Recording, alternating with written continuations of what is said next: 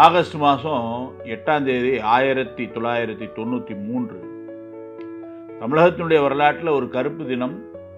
அந்த பக்கத்தில் இரத்தத்தால் எழுதப்பட்ட ஒரு விஷயம். ஆர்எஸ்எஸ்னுடைய தலைமை அலுவலகம் சென்னை சக்தி என்று அழைக்கப்பட்ட அந்த அலுவலகம் வெடிகுண்டால் சிதறடிக்கப்பட்டது. அலுவலகம் மட்டுமில்லை, கட்டடம் மட்டுமில்லை, 11 பேர்கள் இரத்தமும் சதையுமாக இருந்த மனிதர்கள், ஆர்எஸ்எஸ்னுடைய முழுநேர ஊழியர்கள், பிரச்சாரகர்களாக இருந்தவர்கள், ஆர்எஸ்எஸ்னுடைய அலுவலகத்திற்கு வந்த தம்பதியர், இந்து முன்னணியுடைய மாநில இணையமைப்பாளர் உட்பட பல பேர் அந்த இடத்துல படுகொலை செய்யப்பட்டார்கள். இந்த பயங்கரவாதம் என்பது தமிழகத்தில் ஒரு ஆக்ரோஷமான ஆக்டோபஸ் முகத்தை காண்பித்தது. அதன் பிறகு தொடர்ச்சியாக பல்வேறு சம்பவங்கள் தமிழ்நாட்டில் நடந்திருக்கு.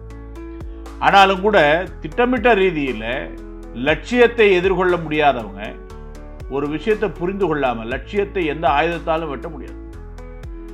லட்சிய சிந்தனையை, லட்சிய மனோதிடத்தை எதனாலையும் காயப்படுத்த முடியாது, தாக்க முடியாது, அழிக்க முடியாது.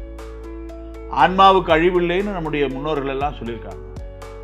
அதனால அப்பேற்பட்ட சித்தாந்தத்தை நீங்க அழிக்க நினைக்கலாம் அப்படின்னு சொல்லிட்டு எந்த அடிப்படையில் நீங்க மனிதர்களை கொல்லக்கூடிய ஒரு கேவலமான செயல்ல மேற்கத்திய அரபு நாடுகளில் இருக்கக்கூடிய அந்த இழிவான செயலை இங்கே கொண்டு வந்தாங்க தமிழகத்தில் அப்படிங்கிறது தெரியல. ஆனால் ஒரு விஷயம் தீர்மானமாகிடுச்சு அன்னைக்கு, இவைகளுக்கெல்லாம் பதிலடி நிச்சயமாக மீண்டும் அந்த நிலை நடக்காமல் இருக்க வேண்டும் என்று சொன்னால் இயக்கம் வளரணும். அப்படி இயக்கம் வளர்ந்தாதான் அந்த பலிதானத்திற்கு சரியான ஒரு ஈடாக இருக்க முடியும். அதனால பணி செய்ய வேண்டும். எல்லா இடத்துலையும் ஆர்எஸ்எஸ் போகணும், எல்லா இடத்துலையும் ஆர்எஸ்எஸ்னுடைய அமைப்புகள் போகணும். இன்றைக்கு தமிழகம் மிகப்பெரிய அளவில் ஒரு மாற்றத்தை உருவாக்கி, ஆனால் அந்த 11 பேருடைய அந்த இழப்பு ஈடு செய்ய முடியாத இழப்பு.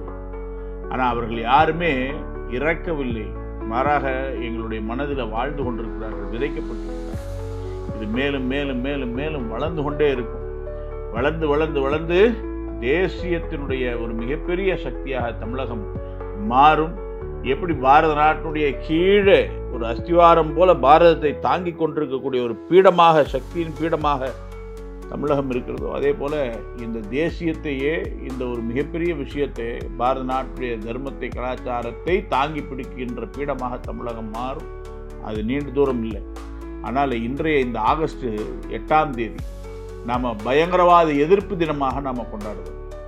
வேறும் வேரடி மண்ணுமாக அந்த எதிர்ப்பான அந்த பயங்கரவாத செயலானது வேறும் வேரடி மண்ணுமாக பயங்கரவாதத்தில் விரட்டப்பட வேண்டும், ஒழிக்கப்பட வேண்டும். எல்லோரும் இணைந்து உறுதிமொழி எடுத்துக்கொள்வோம்.